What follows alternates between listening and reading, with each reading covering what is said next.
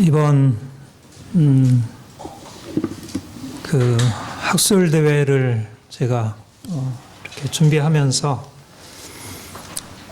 개인적으로 굉장히 많이 공부가 되고요. 너무 이제 중요한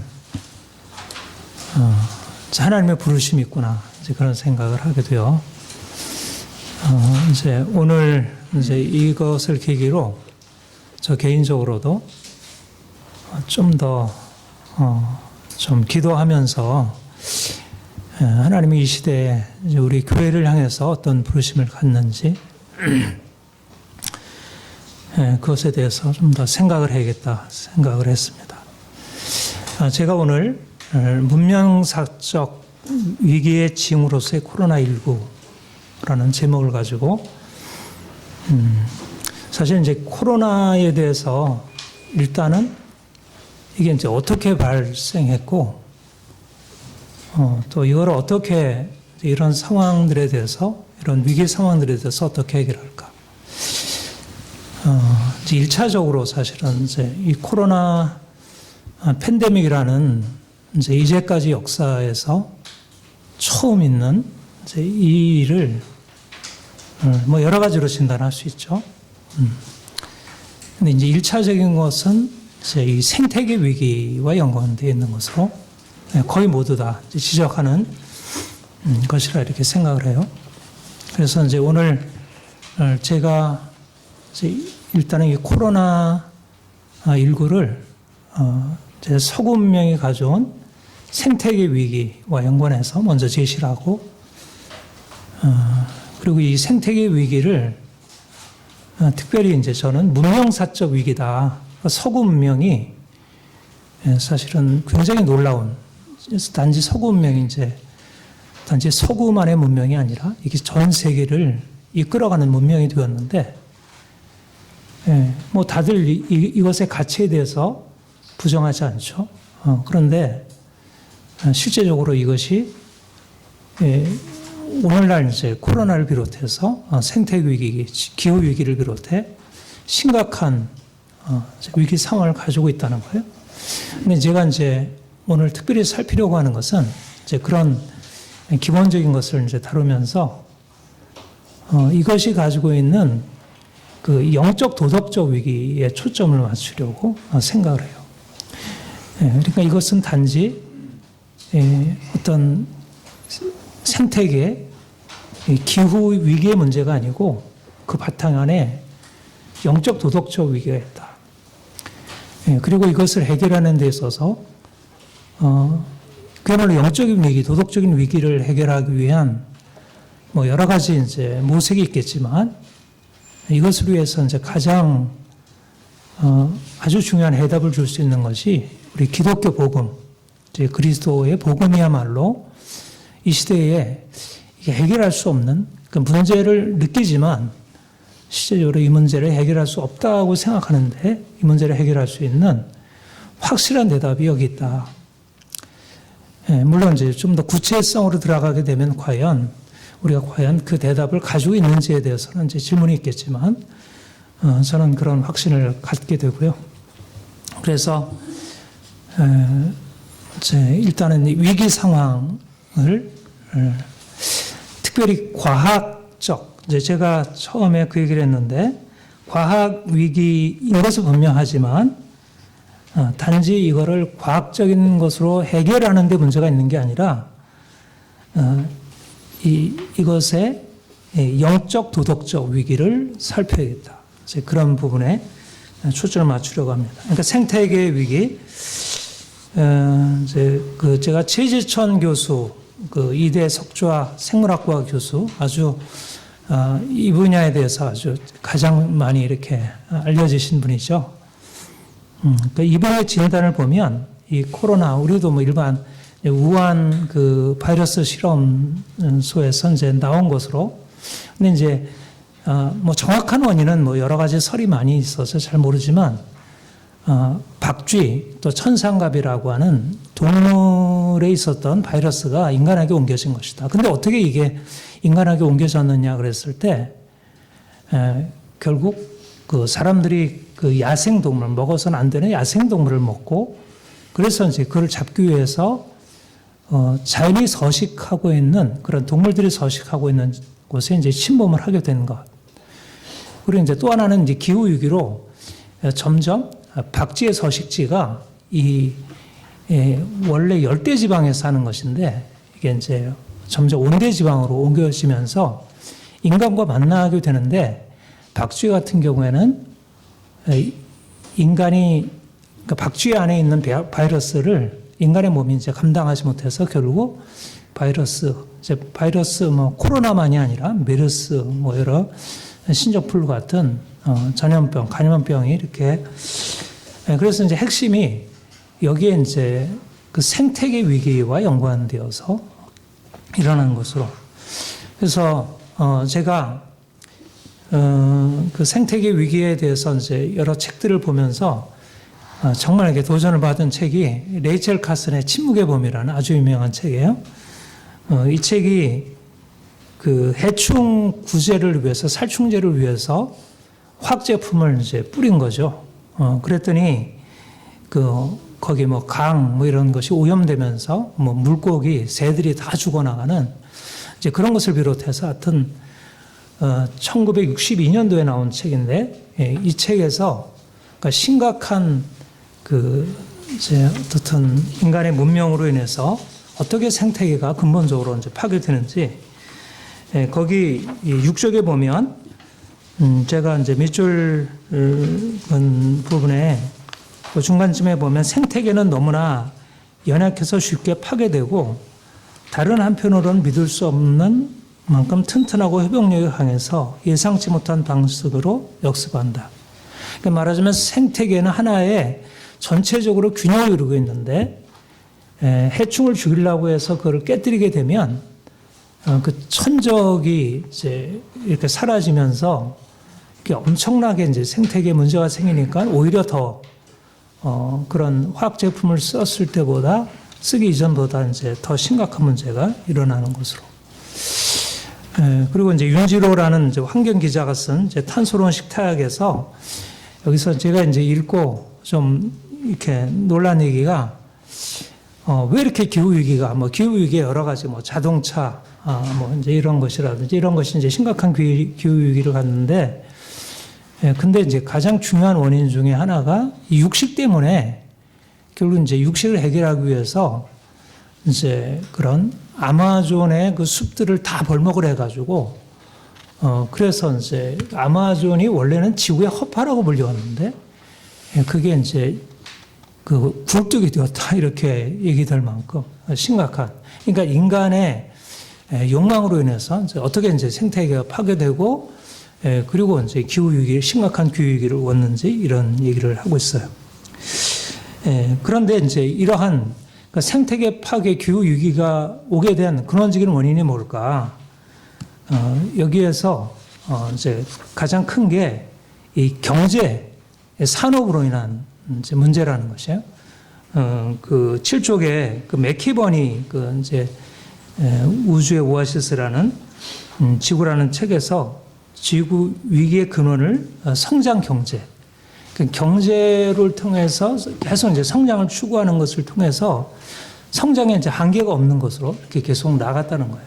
근데 1972년에 유명한 그 로마크베에서 발간된 성장의 한계라는 책에서 이 심각한 위기 상황을 이제 예고했지만, 그러나 그 이후에 에어건이 등장하면서 이제 그런 것을 다 뒤로 하고, 그러니까 별로 그러니까 사람들한테 이제 설득력을 갖지 못했다는 것이에요. 이제 그런데 이제 이 성장의 한계에 대해서 이제 지적한 유명한 이제 그 책이 그 슈마의 작은 것이 아름답다라는 유명한 책이에요. 근데 거기 보면 그런 얘기를 해요. 그 중간쯤에 화석연료는 대체할 수 없는 자연 자본으로 그것을 낭비하는 일은 우리 문명을 위태롭게 한다. 또 생명자본, 생명자본은 주변에 살아있는 자연을 낭비하는 일은 우리의 생명 자체를 위협한다. 그러니까 우리 그 연료, 이렇게 뭐 석유라든지 천연가스라든지 이런 연료들은 그게 뭐 무한정 있는 게 아니라 이제 한계가 있는 것이어서 그것을 소모하게 되면 결국 이제 한계에 부딪힐 수밖에 없다는 것. 또 특별히 이제 생명들은 우리가 마음대로 할 수 있는 게 아니라 이제 근본적으로 한계가 있다는 이제 얘기를 합니다. 특별히 이제 제레미 리프킨, 저도 이제 이분의 책들을 이제 여러 책들을 읽었는데 그분의 이 엔트로피라는 책에서 결국 지금 서구 문명이 경제 성장, 산업화로 인해서 일어나게 된 게 이 엔트로피의 증가라는 거예요. 엔트로피라는 것은 이제 에너지 총량은 딱 일정한데 그게 변환이 되면서 점점 무질서가 증가하는, 엔트로피는 이제 질서가 무질서로 바뀌는 건데 심각한 무질서가 이제 일어나게 되었다. 그런데 이제 오늘날 이런 엔트로피가 이렇게 이제 증가하지만 이제 마치 그 기술은 자연 창고에서 꺼낸 에너지를 변환시켜 엔트로피를 증가시키면서도 기술이 우리 환경에 대한 의존에서 해방시켜 줄 것이라는 환상에 잡혀 있다는 것이에요. 그러니까 계속해서 이제 무질서가, 그러니까 말하자면 문명이 발달하면서 점점 이게 질서가 만들어지는 것 같지만 지금 이제 드러나고 있듯이 엔트로피가 증가되어서 점점 심각한 위기 상황이 되고 있다는 것입니다. 특별히 이제 오늘날의 이 생태계 위기의 문제를 잘 이제 드러낸 책이 울리백의 이제 위험 사회인데, 여기 보면 이제 산업의 생산으로 인해서 이게 이제 보편적으로 전 지구적으로 이제 모든 사람들에게 이게 이제 그 보편화되고 있다는 것이에요. 그런데 문제는 옛날의 위기와 다르게 이 위기는 계산이 안 된다는 거예요.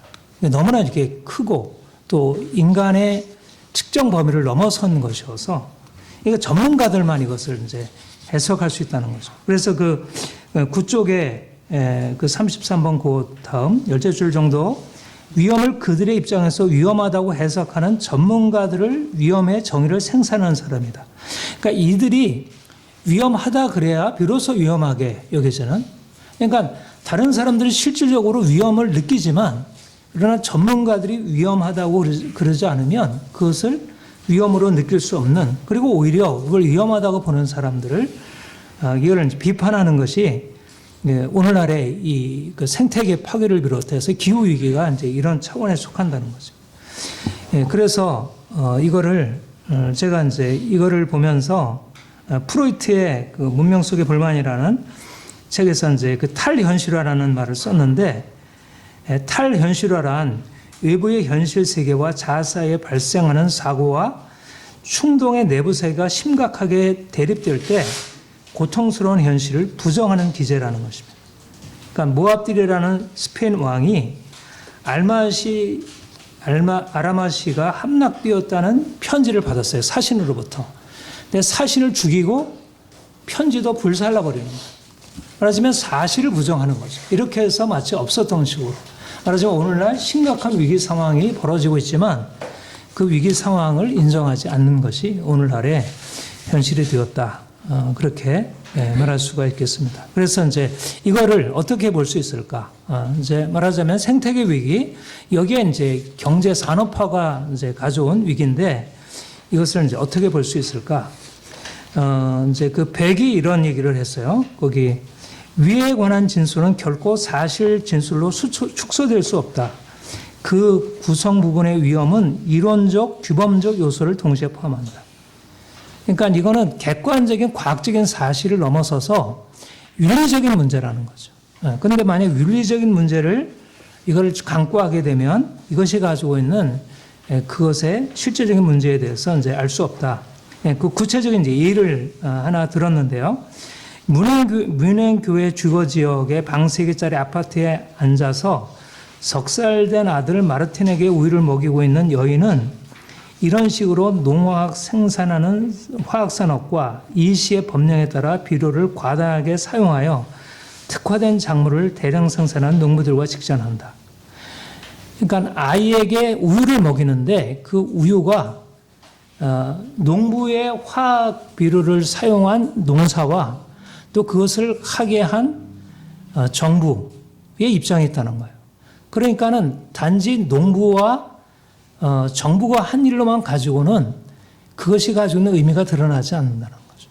말하자면 그 아이에게 엄마가 먹이는 것에 있어서 그 오염된 아이를 병들게 하는 것을 먹이는 것이 어떤 의미를 가지고 있는지 윤리적 통찰이 아니라면 이것의 의미를 이제 알 수 없다. 근데 문제는 이런 것을 객관적으로 보면서 그것의 윤리적인 반성이 없다는 거예요. 이제 과학자들이 볼 때 슈마어가 아까 이제 얘기했던 그분은 이제 오늘날의 과학이 가치 중립을 지향하면서 윤리적인 판단을 제거하는 것을 이제 지적을 해요. 그러니까 11쪽에 보면 경제학의 어떤 현상에 대해서 판단하는 기준은 경제적인가 아닌가. 그래서 경제적 관점으로서는 어떤 행위가 환경을 파괴하더라도 경제적일 수 있지만 또 다른 행위가 어느 정도 비용을 들여 환경을 보존한다면 비경제적이 됨을 의미한다. 그러니까 중요한 것은 경제냐 아니냐지 이게 윤리적이냐 아니냐는 것은 중요하지 않다는 거예요. 이게 이제 심각한 사람 비윤리적인 것들을 조장하게 되는 오늘날의 외적인 상황이라는 거죠.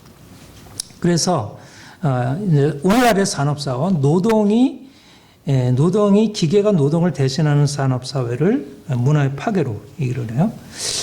그리고 이제 웬델 벨이라는 문명 비판가인데 이제 이분이 이제 농업을 중심으로 해서 이제 현대 문명의 위기를 이제 지적을 하는데 이런 이제 맨 밑에 줄 벨은 전통적인 혹은 이상적인 농부와 산업사회 노천광산업자의 영역을 양육자와 척취자로 대조합니다. 그래서 착취자의 기준은 효율성이고 양육자의 기준은 돌봄입니다. 착취자의 목표는 돈 이윤인데 양육자의 목표는 건강, 즉 땅의 건강, 자신의 건강, 가족과 지역사회, 나라와 건강이다.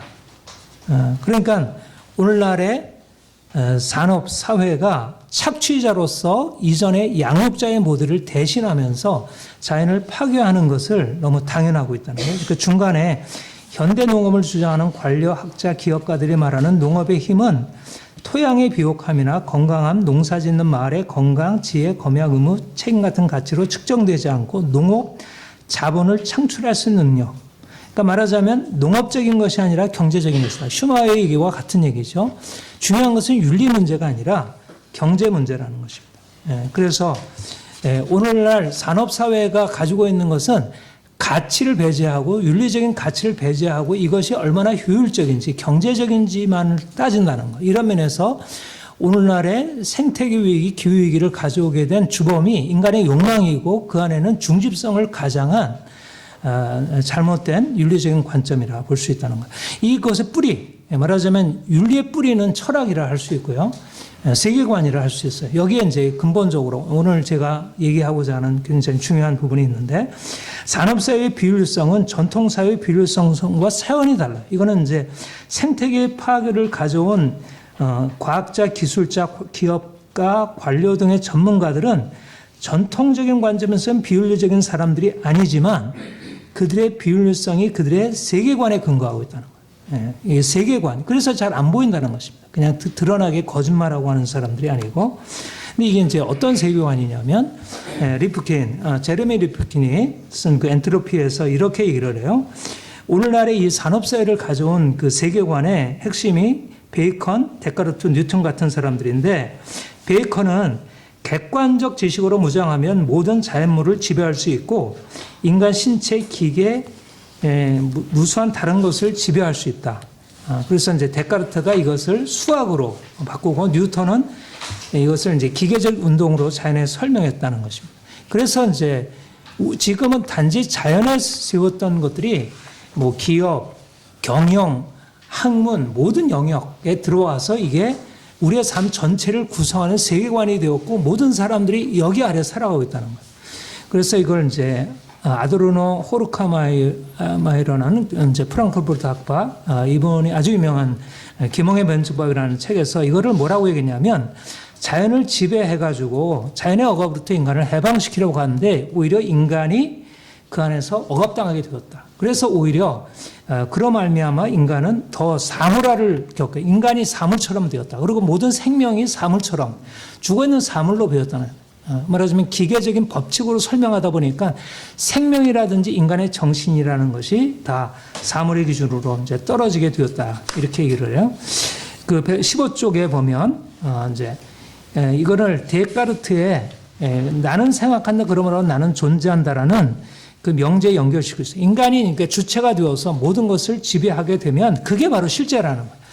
인간이 이해할 수 있는 거, 이게 실제다. 이걸 이제 하이데거가 주체성의 형이상학이라는 말로 썼는데요.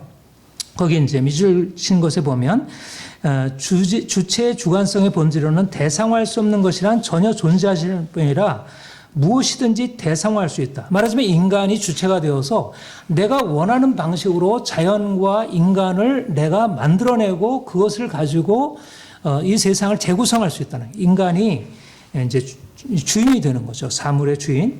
그래서 이제 베리가 그렇게 얘기를 해요. 인간은 존재 전체를 강탈하여 자신을 창조주와 피조물과 창조로 인식하여 인간의 의지대로 인간 자신과 우주를 관장할 수 있는 절대적인 주권을 주장할 수 있는 존재.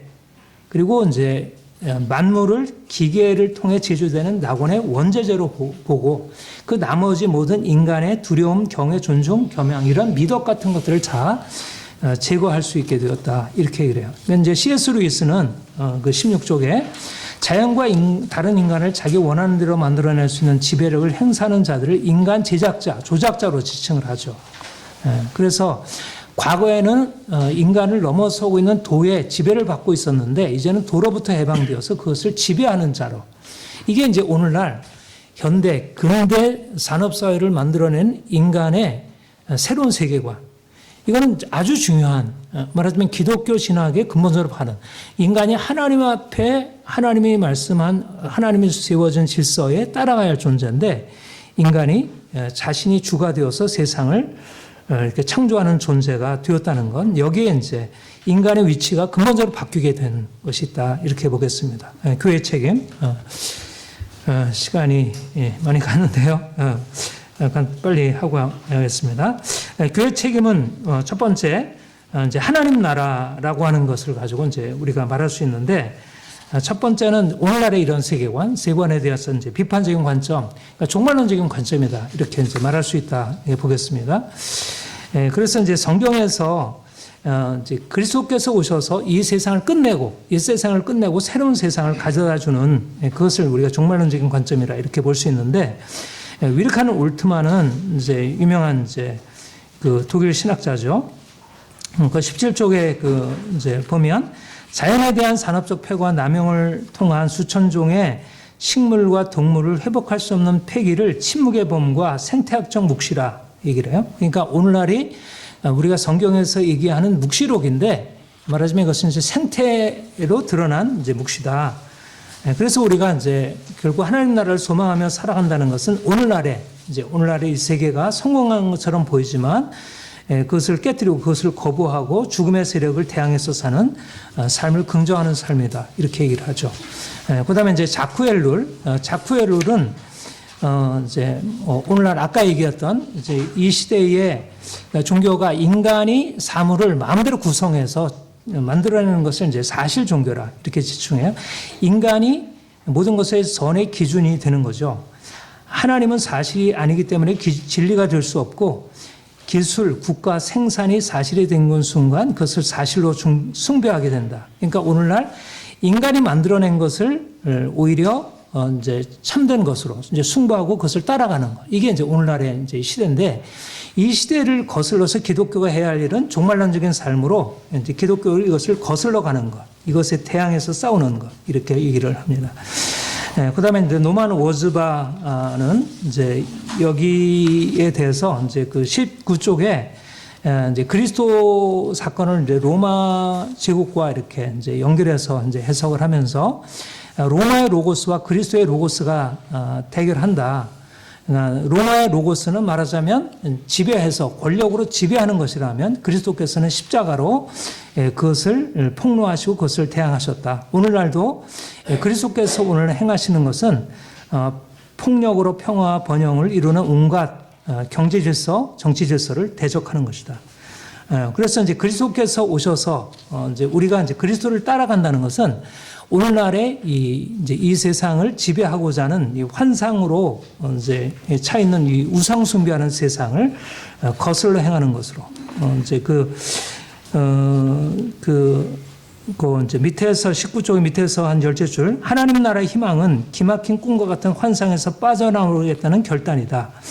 이것은 메타노이아 즉 마음의 전으로서 회개이다. 다시 말하면 반생명적인 현대 기계론적 세계관으로부터의 탈출이다. 그러니까 오늘날 이 시대가 나아가고 있는 인간이 주체가 되어서 세상을 마음대로 만들 수 있다는 세상에 대한 근본적인 거부를 말할 수 있다는 것입니다.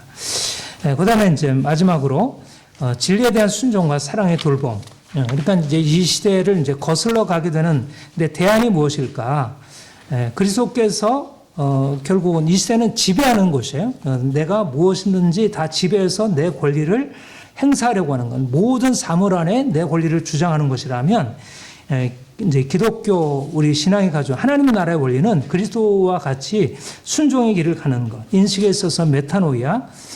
그러니까 이제 맨 밑에 20쪽에서 맨 밑에 보면 인간과 자연이라는 객관적 실제에 대해서 주권자의 자리에 내려와서 만물의 주권 아래 자신을 두는 것. 이제 파커 파머는 이것을 이제 순종적 듣기라는 말로 썼어요. 우리가 내가 지배해서 사물을 내가 원하는 대로 만들어내는 것이 아니라 하나님께서 말씀하신 것에 따라가는 것. 이제 이 기독교 신앙이 오늘날 이 시대를 향해서 나아갈 바다. C.S. 루이스는 이것을 도의 창조자나 지배자가 아니라 도를 배우고 순종하는 자라는 말로. 그러니까 우리 기독교가 이제 이 시대와 이제 다른 길을 가야 할 것은 이 시대의 이제 교만, 거슬러 가려고 그것에 대해서 거슬러서 이제 하나님께 순종하는 길을 가는 것.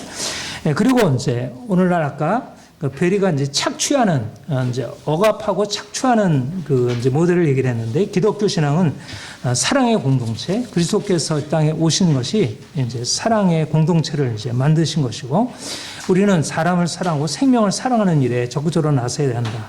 22쪽 그 워즈바라는 이제 이분 이제 생태 이제 신학하시는 분 이분이 그 이제 중간에 그리스도의 화해사역에 동참하는 그리스도의 교회는 땅과 분리된 인간의 몸과 영혼을 연결하는 일을 해야 한다. 살면서 맺는 관계, 즉 다른 이가 주는 먹을거리, 가르침, 치료, 격려, 위로로 맺는 몸의 관계는 하나님이 자신의 물질적인 사랑을 우리에게 보여주는 방식이다. 말하자면 하나님께서 그리스도께서 이 땅에 오셔서 행하신 사랑의 방식으로 사람들에게 먹을 것을 함께해서 나누는 것. 파커 파머는 이제 그렇게 얘기를 하죠. 기도란 자신과 타인, 인간과 인간 외의 것, 보이는 것과 보이지 않는 것이 한데 얽혀 있는 저 광대한 생명 공동체 안에 들어갈 수 있는 능력을 말한다. 나는 관계를 향해 손을 내밀어 스스로 상호성과 책임성의 끈을 느끼며 공동체를 하나로 결합시켜주는 초월적 중심을 알므로써 공동체 안에 내 자리를 잡는다. 그러니까 인간은 말하자면 이 공동체, 생명 공동체, 인간과 인간의 공동체, 생명 공동체를 이루어가는 것으로 이제 그 역할을 사랑으로 이제 이 사명을 감당하는 것. 창세기 28장에는 이제 우리가 땅의 창조주가 아니라 이제 청지로서 이제 사명을 말하고 있습니다. 예, 이제 매는 말씀드리면 오늘날 이제 심각한 인간의 욕망으로 인해서 이제 자연과 이제 여러 타자들이 고통 가운데 있는데 사람들이 그 고통에 대해서 이제 주목하고 있지 못한데 우리 교회가 할 일은 이제 이 시대의 악에 참여하지 않는 것, 이 시대로부터 단호하게 끊고 나오는 것, 그리고 중요한 것은 이제 이 세상을 향한 책임성이다. 그러니까 보네퍼가 이제 이렇게 말했는데 악하고 어두운 세상을 악마에게 넘겨줘서는 안 된다. 오히려 육신으로 오시고 죽으시고 부활하심으로써 세상을 획득하신 바로 그분을 위해 악하고 어두운 세상을 요구해야 한다. 그리스도는 자신이 획득하신 것 가운데 어느 것도 포기하지 않으신다. 그러니까 그리스도께서 온 땅의 주이시기 때문에 우리가 주를 섬긴다고 하는 것은 모든 영역에 있어서 그리스도를 대적해서 높아진 모든 것을 깨뜨리고 하나님께 순종하고 또 하나님께서 말씀하신 대로 생명을 사랑하고 사람을 사랑하는 것. 이런 면에서 우리가 우리가 이제 이 시대에 이제 코로나로 인해서 드러난 생태계 위기, 기후 위기 이 문제에 대해서 어떻게 할까? 우리 자신이 그동안 행했던 어떤 무책임을 반성하고 여기에 대해서 이제 우리가 책임을 감당하는 것, 좀 더 확장해서 이제 생태윤리 또 사회윤리로 나아가는 것, 그리고 실제적으로 우리의 구체적인 개인적인 삶에서 공동체에서 이제 하나님 나라 가치관을 이제 실현하기 위해서 노력해야 한다. 그렇게 말씀드릴 수 있겠습니다. 아무튼 저는 이제 교회가 희망이라고 생각합니다. 교회가 희망이고 뭐 교회가 희망이라는 말은 이제 그 온전한 의미에서 지금 현재 있는 교회보다 더 진정으로 이제 교회가 이제 그리스도께 이제 순종하고 그리스도의 말씀을 따라 행할 때 교회가 세상에 희망이 될 수 있다. 그렇게 말씀드리겠습니다. 네, 감사합니다. 네, 감사합니다. 네, 계속해서 우리 서충원 박사님의 문명사적 위기의 친구로서의 코로나19에 대한 논찬을 간단히 하도록 하겠습니다. 자료집 26쪽에 있습니다. 중간에 중요한 부분만 제가 읽도록 하겠습니다. 중간쯤에 26쪽 중간쯤에 보시면 본 논찬자는 서충원 박사의 논문의 핵심을 요약한 후에 질의와 더불어 아쉬운 점을 언급하려고 한다. 서충원 박사는 서론에서 우리 시대를 기후와 생태 위기의 시대로 진단하면서 코로나19를 인류가 당면한 문명사적 위기의 징후로 진단하였다. 한 걸음 더 들어가 서충원 박사는 이 문명사적 위기를 영적, 도덕적 위기로 인지하면서 그 해결책을 예수와 하나님 나라 담론에서 발견한다. 그의 글을 보면 하나님 나라의 도래만이 진정한 희망이고 십자가와 부활을 통해 하나님 나라의 희망을 열어놓으신 그리스도만이 문명사적 위기의 해답임을 확신한다. 서충원 박사는 1장 생태계 위기에서 기후 위기와 생태계 위기를 분석하면서 특히 환상이라는 키워드로 위기를 다루어 간다. 이 부분이 논찬자에게 있어서는 굉장히 인상적이었습니다. 서충원 박사는 최재천, 카슨 윤지로, 빌 맥키번, 슈마허와 울리 백 등의 견해를 언급하면서 경제학자 슈마허 입장을 인용하면서 다음과 같이 정리해 나갑니다. 생산 문제가 해결되었다는 신념, 모든 전문가, 즉 전 세계 산업 지도자와 경제 관료, 학계 안팎의 경제학자들의 신념을 치명적인 오류라고 지적한다. 이런 신념의 근원은 과학기술의 경이로운 성과에 힘입어 무한한 힘에 대한 환상이다. 이어 서충원 박사는 환상을 다음과 같이 마무리하고 있습니다. 위험사회의 실상을 은폐하고 그것을 정당화하는 전문가들의 환상의 생산은 프로이트의 탈현실화에 연결할 수 있다. 탈현실화란 외부의 현실 세계와 자아 사이에서 발생하는 사고와 충동의 내부 세계가 심각하게 대립할 때 고통스러운 현실을 부정하는 기제이다. 오늘날 기득권을 지닌 전문가들은 환상을 생산하고 그것을 위협하는 객관적인 사실들을 없애고 그 위험을 인지하고 거기에 맞게 대응하려는 모든 시도들을 제거하려고 한다. 기후 위기와 생태계 파괴의 객관적인 위험은 환상으로 위험을 정당화하는 신화에 의해 심화된다. 저는 개인적으로 이 환상과 관련돼서 위기를 해석해가는 우리 서 박사님의 논지가 굉장히 마음에 들었습니다. 제2장 근대 문명에 나타난 비판과 대안에서 서충원 박사는 윤리적 위기와 세계관적 위기로 나누어 각각 그 대안을 제시했습니다. 먼저 윤리적 위기와 그 대안에서는 생태계와 기후위기의 근원에는 윤리적 위기가 있음을 언급하면서 다음과 같이 갈무리하고 있습니다. 생태계를 파괴하고 있는 서구 산업 사회에 대한 비판을 바탕으로 우리와 생명체들의 삶의 뿌리가 되는 생태계를 보존할 수 있는 대한 문화를 복원해야 한다. 무엇보다 대한 문화의 핵심은 윤리성이다. 베리가 통찰한 대로 타인의 몸과 땅을 착취하는 산업 문화를 비판하고 땅과 식물과 사람들의 건강을 돌보고 지역과 나라의 유기적인 연결을 지향해야 한다. 두 번째, 세계관적 위기와 대안에서 서충원 박사는 코로나 팬데믹을 가져온 생태계 위기의 뿌리에 서구 산업 문명이 있음을 직시함과 동시에 오늘날 인류가 직면한 위기에 대한 무책임성을 보다 통렬하게 분석하기 위해서 근대 이후 세계관에 대한 근본적 비판이 필요함을 역설하고 있습니다. 서충원 박사는 근대 산업사회를 가져온 기계론적 세계관의 문제를 인간 스스로가 주체가 되어 자연을 대상화하고 지배함으로써 통제할 수 없는 권력을 행사함으로써 인간이 신의 위치에 서게 된 것에서 찾습니다. 서충원 박사는 이것을 인간이 절대적 주권을 행사하려는 주체성의 형이상학이라고 명명하고 있습니다. 하여 세계관적 위기를 해결하기 위해서는 이 주체성의 형이상학을 해체해야 하는데 이것을 서충환 박사는 다음과 같이 주장합니다. 주체의 자리에서 내려와 존재의 질서 안에서 자기 자리를 잡을 때 문명의 위기에 대한 대안이 마련될 수 있다라고 말합니다. 제3장 교회의 책임에서 서충원 박사는 생태계 위기로 드러난 서구 문명의 위기를 기독교 신앙은 어떻게 이해할 것인가라는 물음을 던지면서 이에 대한 답을 종말론적 신앙과 진리에 대한 순종과 하나님 나라의 실제인 사랑의 공동체에서 찾습니다. 그의 말을 들어보면 세계를 향한 교회의 책임은 종말론적 희망으로 이 시대의 희망을 폭로하고 사탄적인 체제 대신 그리스도의 체제, 죽음의 문명 대신 생명의 문명을 제시하는 것이다 라고 말씀하고 있습니다.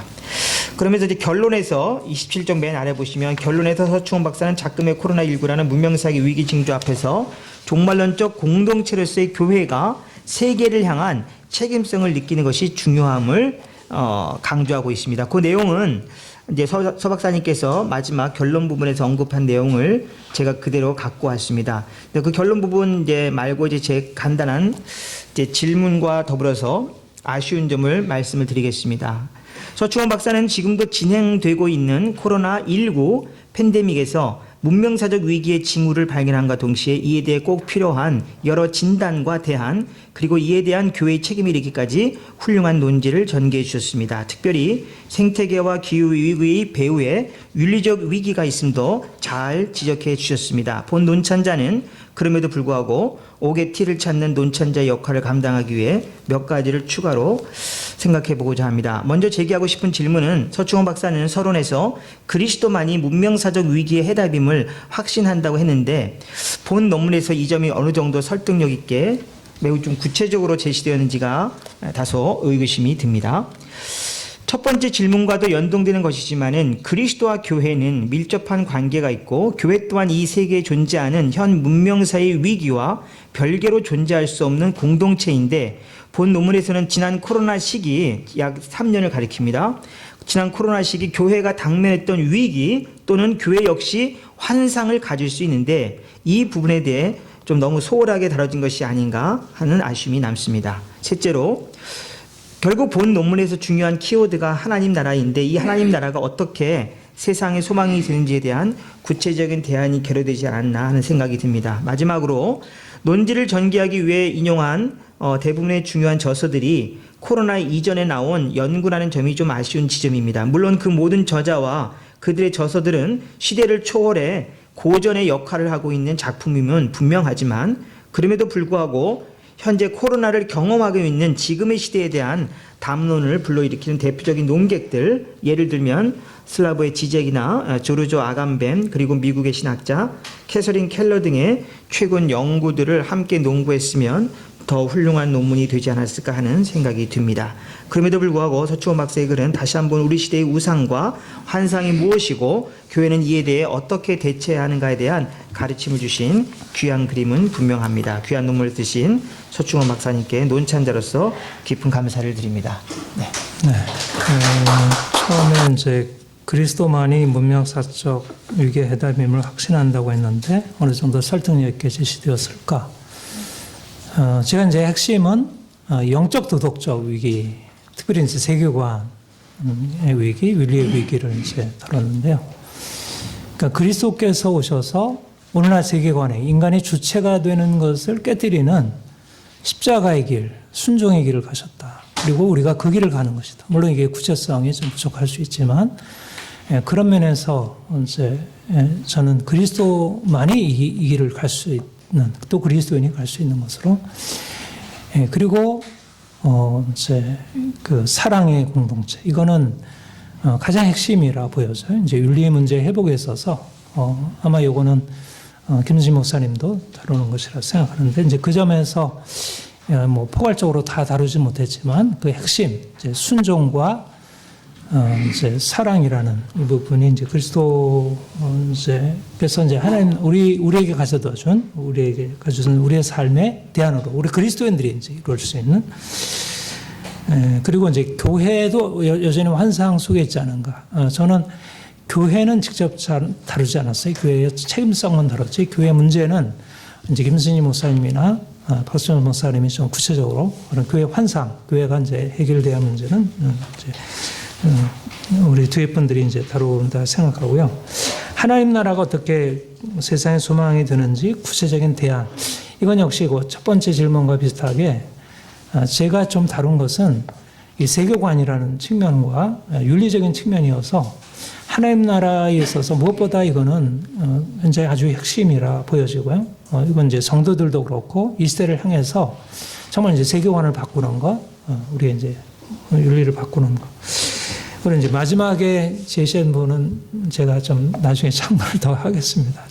이런 분들에 대해서 이 부분들은 충분히 해보지 못했는데 저도 관심을 가지고 보였고, 저는 기본적으로 사실은 이제 오늘날의 위기는 오히려 과거의 것을 잃어버리는 것에 있기 때문에 오히려 이제 그 이전부터 있었던 오히려 이제 하이데거나 이런 이제 뭐 푸른버르닥바나 이제 이들이 가지고 있는 비판은 영적 도덕적 위기를 이제 하는 데 있어서 굉장히 중요한 것을 보여준다고 보고요.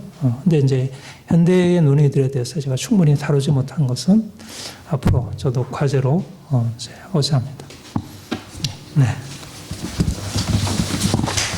네.